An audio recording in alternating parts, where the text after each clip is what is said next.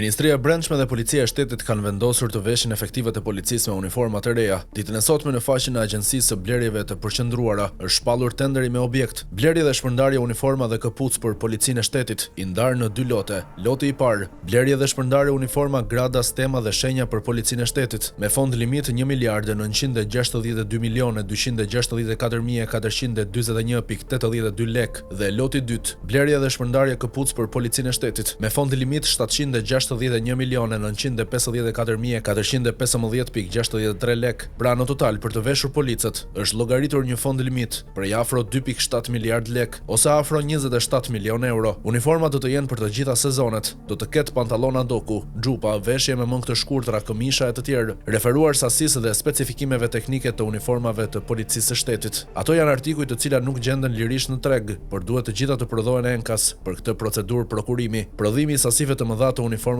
kërkon fuqi punëtore të konsiderueshme. Njësia e prokurimit ka bërë një analizë të thelluar të specifikimeve teknike dhe sasive të uniformave të cilat kërkohen të prodhohen për Policinë e Shtetit. Në legjislacionin e vendit tonë nuk ekziston një bazë ligjore apo teknike ku mund të mbështetemi për të vendosur numrin e punonjësve fiks se sa nevojiten për të realizuar një kontratë të tillë, ndryshe nga punimet e ndërtimit për shembull, për të cilat ekziston një manual dhe një llogaritje bazuar në zërat e punimeve apo në orët e punës që nevojiten për një proces të caktuar. Për këtë arsye, LPP i lë kompetencë AK-s që të vendos kriteret për kualifikim në raport me rëndësinë, vështirësinë, fondin limit apo sasitë e mallrave që do të prodhohen apo lëvrohen, thuhet në dokument. Më tej theksohet se operatori ekonomik fitues përpara fillimit të prodhimit të paraqes edhe 2 modele fizike në çdo artikull, të cilët duhet të jenë në përputhje me të gjitha kërkesat e AK.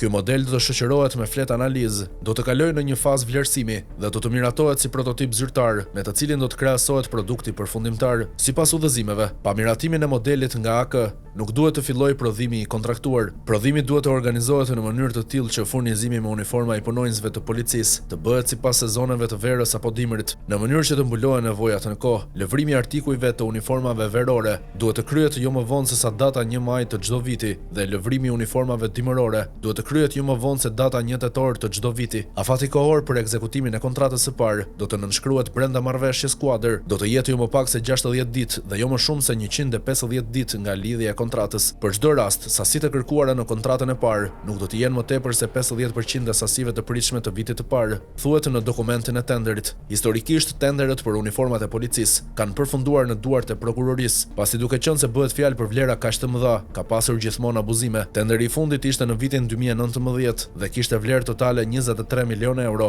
Në ato kohë ishte deputeti Myslim Urrizi që paditi në SPAK drejtuesi të policisë. Të shohim tani nëse ky tender është afera e radhës apo policët do të shpëtojnë nga jelekët pa vlerë që mbajnë aktualisht apo uniformat që u del ngjyra.